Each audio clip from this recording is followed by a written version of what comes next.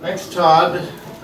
We're here as a kind of non-academic, possibly stand-up comic routine, talking about a subject that is probably more amusing and controversial than terribly important to anybody except poets and novelists. Poets and novelists love to spar about the relative merits of each other's genre, mostly in good humor. That is, poets always like to think that they are the superior group because they have song at their disposal. The language, of course, is closer to music in poetry than it is in fiction. When I served as writer-in-residence at the University of Alberta, I used to tease Rudy Wiebe, the novelist, that when I grew old like him, I would dwindle into prose. And Rudy would chase me down the hallway with a glass of water until I escaped into my office. Anyway, it wasn't long after this that I discovered Robert Croce's famous poem Seed Catalogue, in which he incorporates a debate between himself and Rudy Wiebe on the subject of song and narrative. In the section, How Do You Grow a Poet?, Croce, like the Montreal poet A.M. Klein, writes about the invisibility of the poet in the prairie landscape, who justifies his existence by singing of bits and pieces rescued from his personal and collective past, including some jokes like the following exchange by two guys in a bar. You ever hear about the one about the woman who buried her husband with his ass sticking out of the ground so that every time she happened to walk by she could give it a swift kick? Yeah, I heard it. After some delightful moments of reflection and whimsy, Croce allows Rudy Wiebe to intervene. Rudy says, "You must lay great black steel lines of fiction, break up that space with huge design, and like the fiction of the Russian steppes, build a giant artifact. No song can do that." And yet Croce's long poem continues for many pages with its ragged, all-inclusive music, an array of seemingly inconsequential descriptive details and fragments of narrative, marrying both story and song.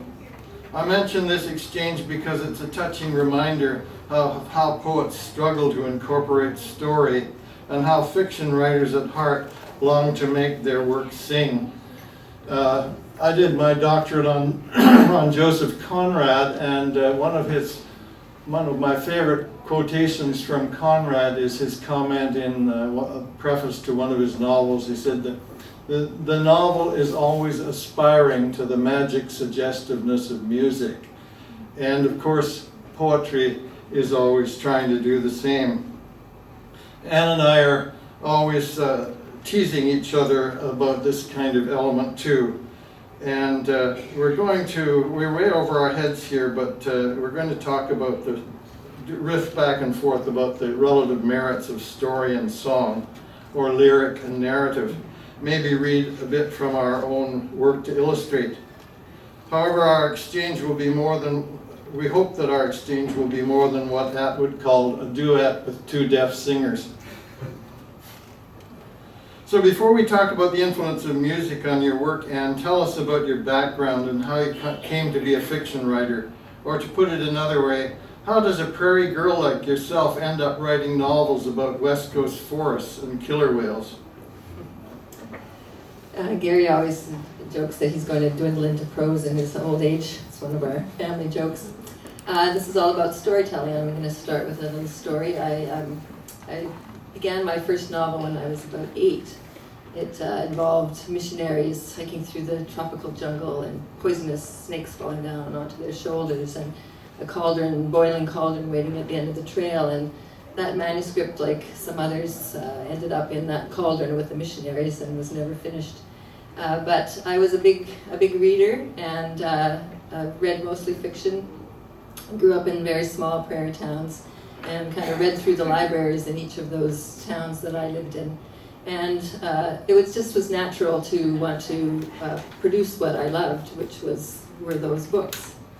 And I made various attempts through my life to start writing, but they never got very far. There was always something in the way, like a new job or a baby or a move.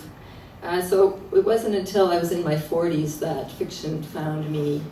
I was a working biologist, a single mom with 2 kids and a big old house and a dog to walk, and the last thing I imagined doing was writing a novel at that time. But I started waking up with pictures and conversations, sentences and paragraphs, scenes going through my mind, and I kind of pushed them off and said, not right now, this is not a good time. But a friend called me and said, would you like to join the writers group I'm thinking of starting? And I said yes, and I did it, and wrote that first novel in about 6 months. And it was such a great experience. I found a publisher. It had for a first Canadian novel, did okay, and I loved the whole process. So I kept going, and I now have just published my 4th novel, and it was a really great experience. Now, enough about me, Gary. You often talk about the role of music in your childhood. How is it that you became a writer rather than a musician? Yeah, this is a question my family always asked too. They wondered how I became a poet. My mother used to ask, and I said, well, it's because you used to make me write lines when I was young. Did something wrong. I must not use dirty words 500 times, and I used to put 3 pencils in my hand so I could write 3 of those lines at a time. I said, you're the one that got me obsessed with these lines that became poetry. However, my family was so poor we had no books in the house other than a copy of 20,000 Leagues Under the Sea by Jules Verne.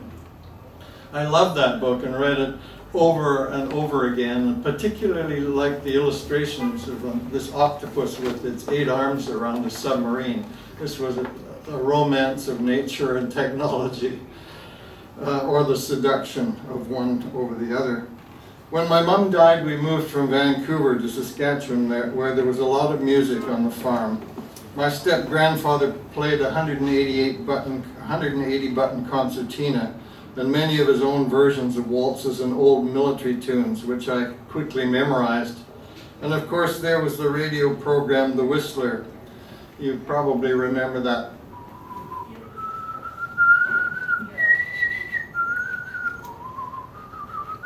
I am the whistler, I know many strange tales, for I walk by night, and so on. And there were also these great popular songs of the 40s and 50s, which I used to sing at the top of my lungs as I tended 2 acres of potatoes on the farm in Saskatchewan.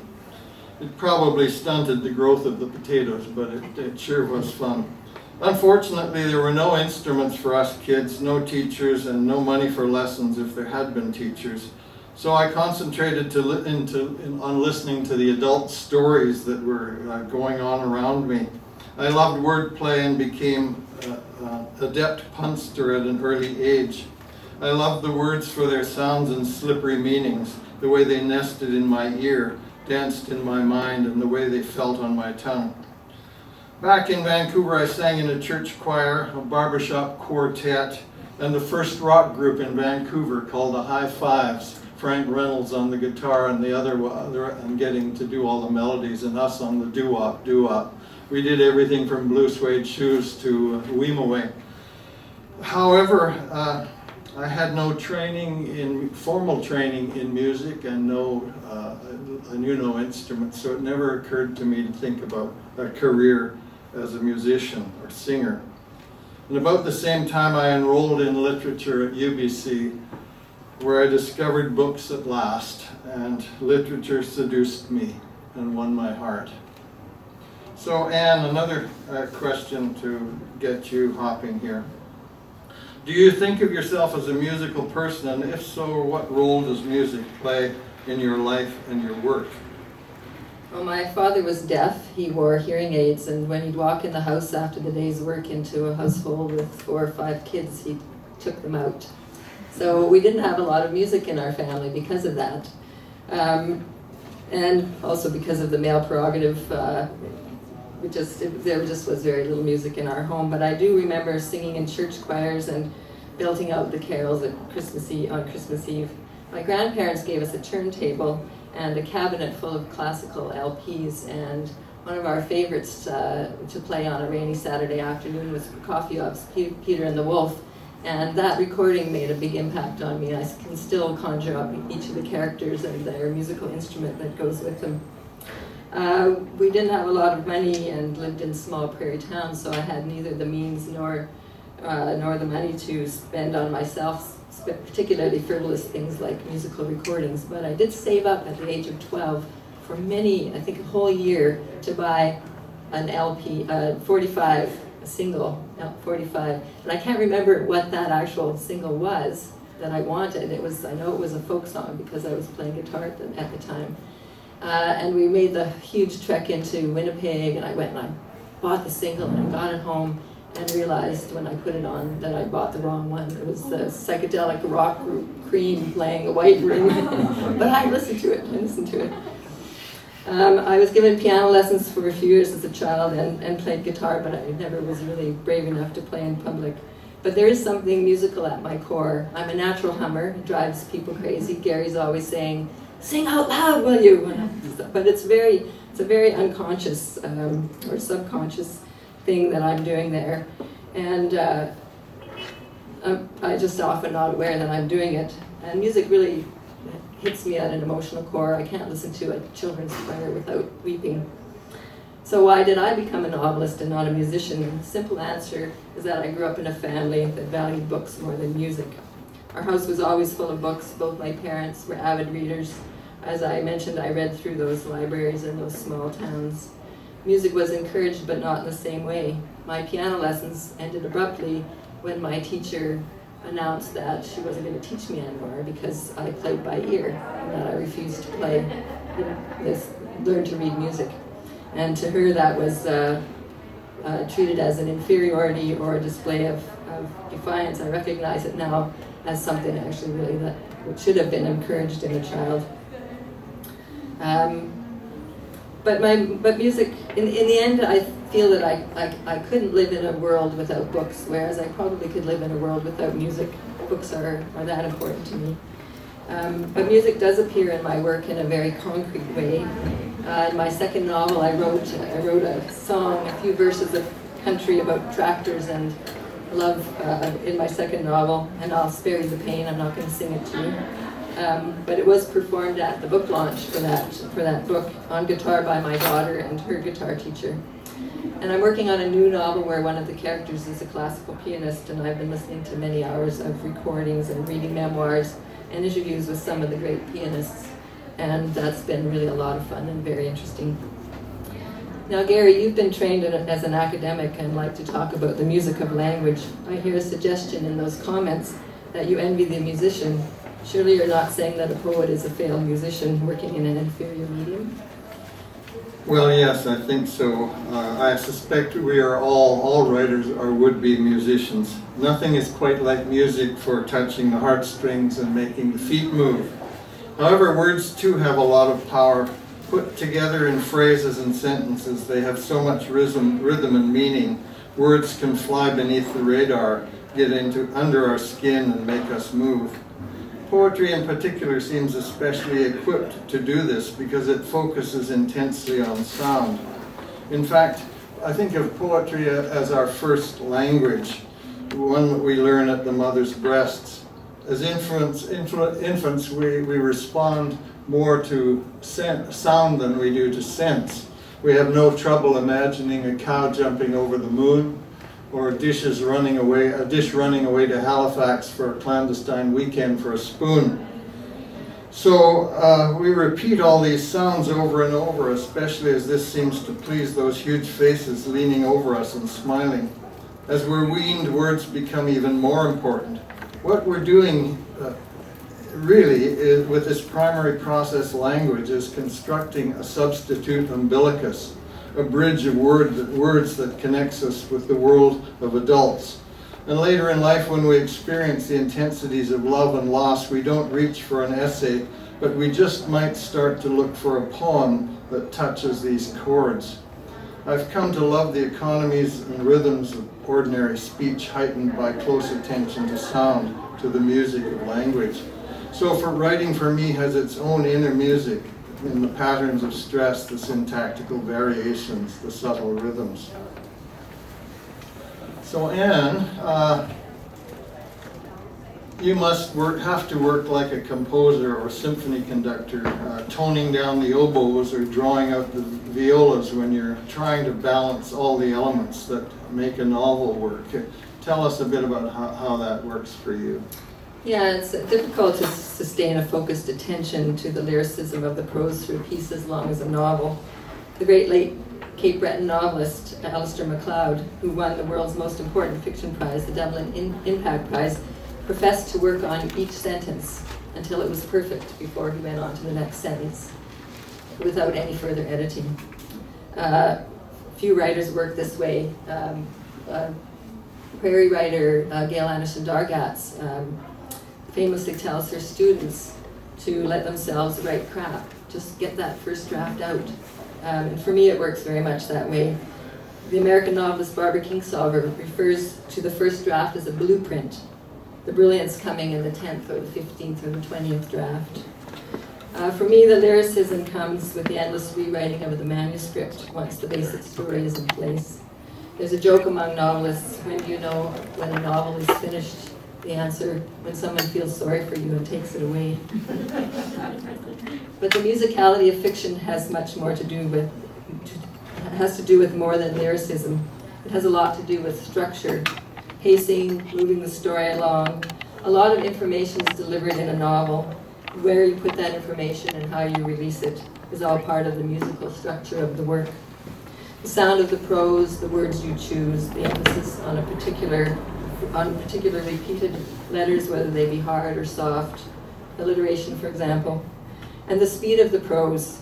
Short, fast-moving sentences create tension and drama, while longer, more descriptive passages produce prose that is slower and more poetic. Here's a bit of example from my work in progress, the one that involves the classical pianist. The beginning movement of Beethoven's Appassionata filled the room as I paced to the soft rising notes, metronome in hand. The pianist, Hannah Knight, the CD recorded by Leon months ago. I took up my place against the wall beside the closed door. My heart thudded against my ribcage. Lunch was on the way. I listened for the tread of Jacqueline's footsteps in the hallway, the telltale squeak of the loose board, the scrape of the key sliding into the lock. I tensed. The first set of fortissimo chords ended on a high F. The door tilted open. I readied myself. The music rose again in a quiet arpeggio. Jacqueline's foot appeared, the leading edge of the tray. Steam floated up from a bowl. The curve of her shoulder came into view. Ascending chords thundered as I thrust the door against her. She staggered. The tray crashed to the floor. Tea and soup spilled across the scarred planks. I raised the heavy metronome to strike, but she swung around and up, eyes wild, a feral growl in her throat, and gripped my wrist with an impossible strength. The metronome crashed to the floor. I punched out blindly, smacked her face, her chest. We struggled, locked together in a macabre dance. Now, the novelist John Gardner says a poet should be kept away from the novel with a 10-foot pole. What do you think about this advice, Gary? And how do you balance story and song? Yeah, well, John Gardner was a bit of a jerk. A bit of a devil. He also said that a poet should be, inviting a poet to write a novel is like having a punster at a funeral. And I took great offense to that. I've spent a lot of time warping my children in so that they're good punsters too, and I expect when I kick the bucket it won't be a solemn occasion. There'll be a lot of good puns at my expense. I'm just sorry I won't be there to hear it. Anyway, I think John Gardner was a little bit worried about all the attention to sounds and rhythms of poetry, that they would distract the novelist from the demands of plot and character and so on. But I'm not sure about that, because some of my favorite lyrical writing is found in the pages of novelists. I gave a course at Western Washington University in Bellingham when I had a chair in Canadian Studies there. The course was called The Poet's Novel. We wanted to see if poets bring a different sense of prosody to the writing of fiction, and how one would identify what that different quality indeed was. So there were some great poetic novelists there, Michael Ondaatje, Anne Michaels, Daphne Marlett, Jane Urquhart, and one non-poet from the US, Marilyn Robinson. Well, it was, we tried rather, I think we failed to really identify what the nature of prosody poets were bringing to the novel. And then we found Marilyn Robinson's Housekeeping most impressive for its incredible lyricism. You can take any page of that novel, Housekeeping, and break it into lines that look like poetry. And the music of those lines is so good that it would make poets weep with envy. What this experience taught me yet again is that the distinctions between the genres are quite arbitrary. As Carl Shapiro says, poetry is not just a way of saying things, it's a way of seeing things, and a lot of people who write have that capacity. So when Conrad talked about the novel moving to the magic, towards the magic, or aspiring to the magical suggestiveness of music, I think that can be applied equally to poetry. So Anne, you mentioned the phrase musicalization of fiction in your last answer or comment. Does that phrase, critical phrase, mean anything to you, really? Gary keeps pushing these academic terms at me. He gave me a book called The Musicalization of Fiction, just sent me some excerpts from it online when we were preparing for this, and really I couldn't make head or tail of it. It was highly academic, and being a self-taught writer myself, I didn't take much from it.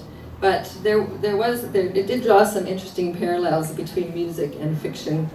My fiction comes to me primarily as sound and pictures in my mind. It's quite cinematic, really, almost like dream images on film.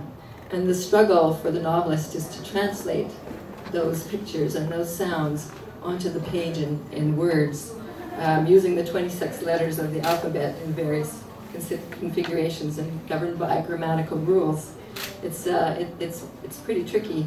Similarly, a musical score is composed using a limited set of symbols, the 8-note octave and the extra notes, arranged according to accepted governing rules.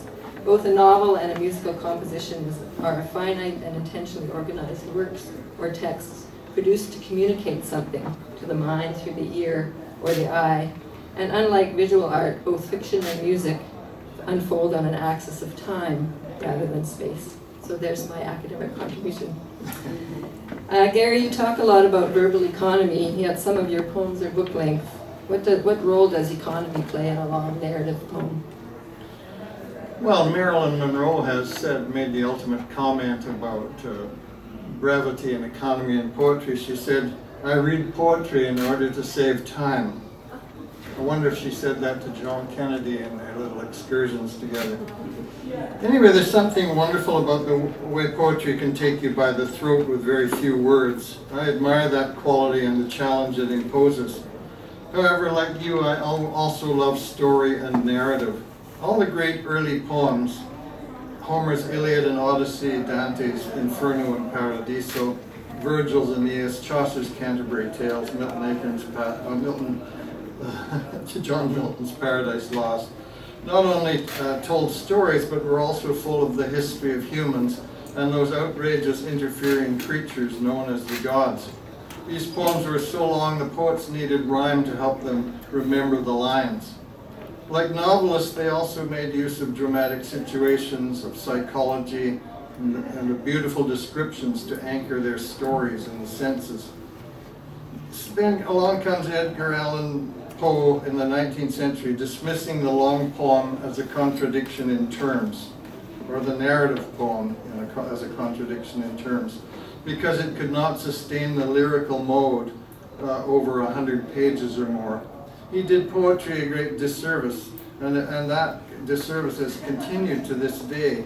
The most recent example, I think, was British critic and writer B.S. Johnson, who described narrative poets as literary flat earthers, people who hadn't accepted that the novel had taken over storytelling and weren't content to give up on story and continue singing like nightingales about daffodils.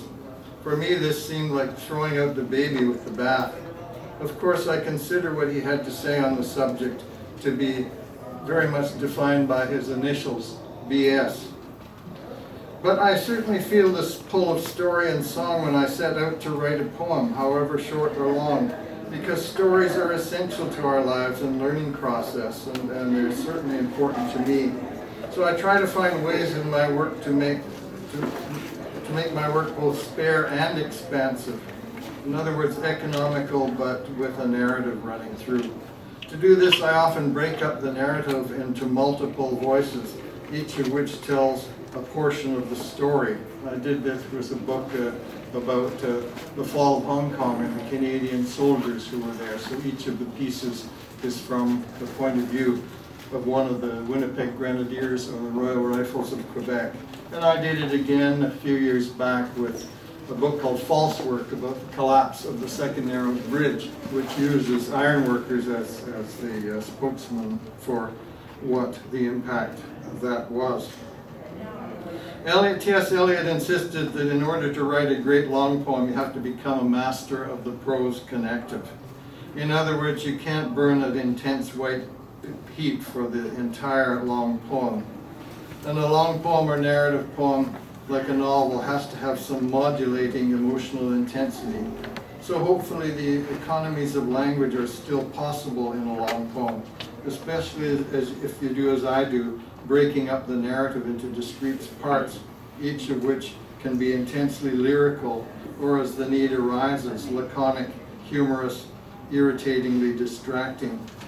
I was just thinking of a poem I wrote about the mad bomber of the House of Commons. It's called War and Other Measures. The character was Paul-Joseph Chartier, who blew himself up in the men's washroom in Ottawa in the Houses of Parliament. And I tried to construct a narrative, a kind of false narrative, to explain why someone would be driven to blow himself up in the House of Commons. And this was the first little patch. I imagined Chartier during the war in London, and it just begins this way. Standing on the escalator in Piccadilly, she puts her hand inside my trousers without turning. Her body on the dirty spread is covered with scars. She weeps as I kiss them, her deep wound closing around me. Somehow my being Canadian amuses her. In the morning she's gone, the pillow scarred, on the floor a spent cartridge of lipstick. I think talking about all these restrictions and differences between the two genres is an indication of some confusion about the nature of language. And I once read an interview about the French novelist Patrick Granville in the Manchester Guardian. He'd written a book called Les Flamboyantes, about a very excessive book about a character, an African dictator like Idi Amin. And the book was submitted to Gallimard Publishing Company and rejected for being too excessive. And so he was interviewed. It went on, it was published by someone else, and it went on to win the Prix Goncourt. So this journalist is interviewing Patrick Granville and asking him how he, in an age that valued restraint and economy, that he's written this novel with its shirt tails hanging out. And he said, "A Baroque adventure novel, flamboyant, super Baroque. I'm not afraid of bad taste. It emanates a kind of jubilation, surprise, and delight in style you don't get from good taste. Sometimes I look at my excesses and I say to myself, why not? Literature is made from gifts, not refusals. So poetry too is made from gifts, not refusals, and one of those gifts is the music of language itself." So we're getting near to the end here, but Anne, I've listened to your work almost daily. I should have said we're on a 27 gig tour across Canada by car. 27 gigs in 2 months means that some days you're doing 2 readings or 2 talks at one point. And this is one of those days because we'll be doing readings from our work this afternoon at 4. So I've listened to your work almost sometimes twice a day during this trip, and the more I listen, the more lyrical elements I hear in the work. One of my favorite passages from your work, from your novel, about the dissection of a dead killer whale, is full of open vowels. It begins with the phrase, "Eyes are always first to go." And those three open vowels, eyes are always, continue through many vowels in the next few lines, such as orbs, oozing, anus, and so on. This is very lyrical stuff, an example of fiction using the same attention to detail and rhythm as a poet. How conscious is this texturing and preoccupation with the shape and ring of sentences in your fiction? Well, for me, it's a very intuitive process, with the final test being of prose is to read the entire manuscript out loud to myself, and I usually do this at least 3 times during the process of putting the novel together. And if it doesn't sound right, if it jars in my ears or gives me a feeling of flatness, I'll revise it until it works on that auditory level.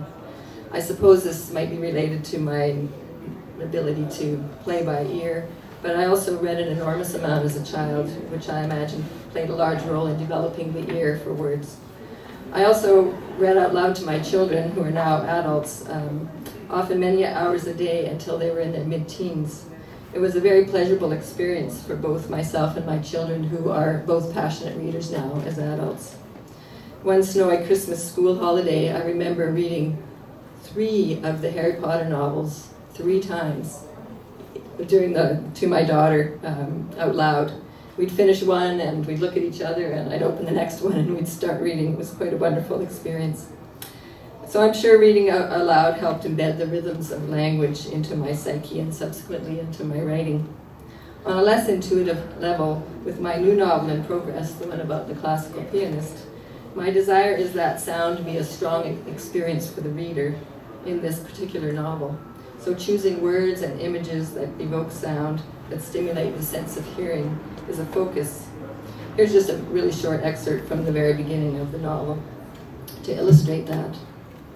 Always a piano, this one, this most important piano, a Steinway concert grand, black and gleaming like a great majestic animal, white keys glinting under the stage lights. Hannah runs her fingers up and down the keyboard, her hands reflected in the polished surface of the fallboard, dancing, coming together and apart, up an octave down, onto the blacks and off. The melody from the Mistoso of Chopin's F minor concerto lives out into the expanse of the hall, a composition meant not for mere mortals, but for angels unhindered by earthly concerns. She wonders at the memory of flesh, whether her hands would keep moving if her head was removed. It has taken her 6 years to make her way back to this fabled stage. She pauses to take a drink of water and is startled by a sound behind her. Squeak, pause, squeak, pause, the noise conjuring up an image of a blue handcart, one wheel singing rhythmically as it rolls along a Manhattan sidewalk. She turns, almost expecting to see the owner of the cart, the woman she knew for a long time as the knitter, who comes to her now at unexpected times as sound, the clack of knitting needles. A few bars by one of the woman's favorite composers brings her into stark relief. Hannah's memories of her more in the realm of vibration, of music, rather than flesh, and she wonders again if the knitter were ever real. So we're going to get ourselves off the hook of trying to make this distinction between song and story, because we both use all of these elements completely in our work. And I'm just going to read you a couple of short poems, and then Anne is going to read something from her work. Just to illustrate, I don't use rhyme and metrics very much, but I'm very conscious about the rhythm of spoken language. Oops, sorry. About the rhythm of, we're about to compete with killer whales here. The rhythm of spoken language. And so I want to just read you a very short poem about my father, which illustrates how I tried to in each subsequent line, pick up one of the consonants, at least one of the consonants from the previous line, in order to create a kind of organ bass of music that would nest in the ear. It's called Saskatchewan 1949. And my father was born in Vancouver, grew up on the coast. He was a boat builder, a shipbuilder, ended up in the war and divorcing my mother, remarrying, living in Saskatchewan. And when my mom died, he came to take me to the prairies.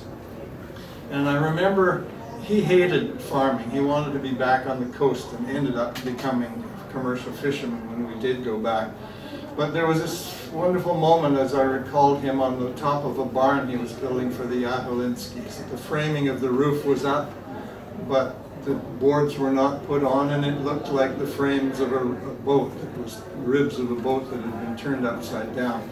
So if you just listen to the language, you can probably see what I mean by larding the music at some level, rather than using rhyme, which sometimes comes down like a ton of bricks at the end of the line.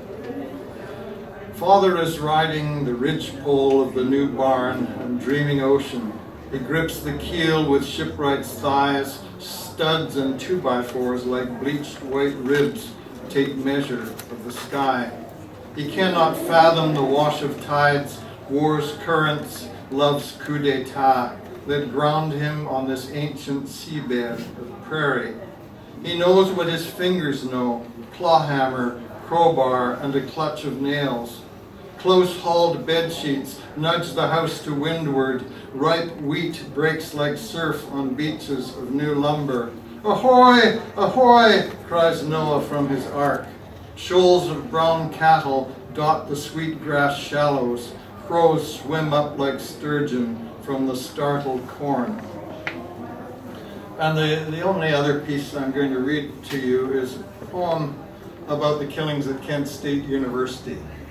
I was a graduate student at the University of Toronto working on a PhD. I spent a lot of time hanging out in front of the US consulate, protesting the Vietnam War, and somebody, as we were out there, somebody said, "Did you hear what happened in Kent State this morning?" And I was told that the Ohio National Guard had opened fire on the students at Kent State, killing 4 and injuring 9 others.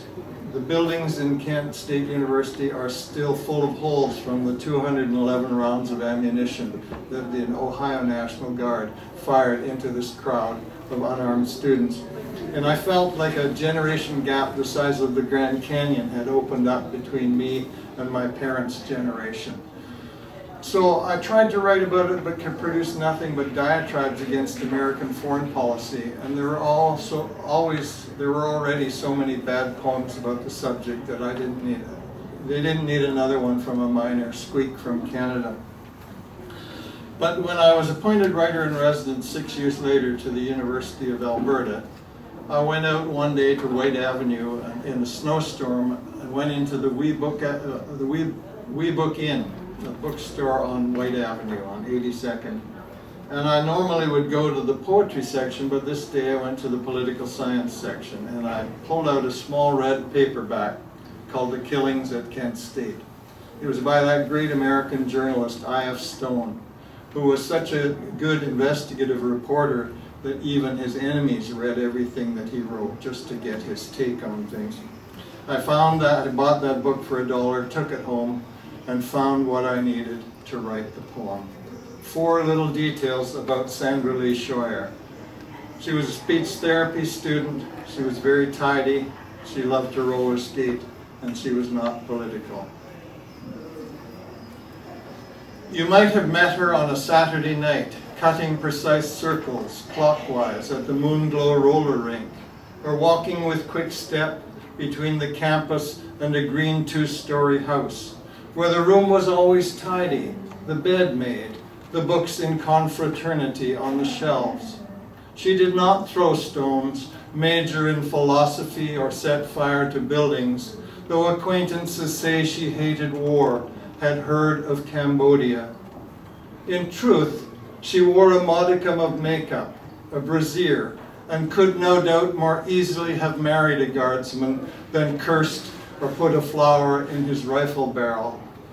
While the armories burned, she studied. bent low over notes, speech therapy books, pages open at sections on impairment, physiology. And while they milled and shouted on the commons, she helped a boy named Billy with his lisp, saying, "Hiss, Billy, like that's it, sss, tongue well up and back behind your teeth. Now buzz, Billy, like a bee. Feel the air vibrating in my windpipe as I breathe." As she walked in sunlight through the parking lot at noon, feeling the world a passing lovely place, a young guardsman who had his sights on her was going down on one knee as if he might propose. His declaration, unmistakable, articulate, flowered within her, passed through her neck, severed her trachea, taking her breath away. Now who will burn the midnight oil for Billy, ensure the perilous freedom of his speech? And who will see her skating at the Moonglow roller rink, the 8 small wooden wheels making their countless revolutions on the floor?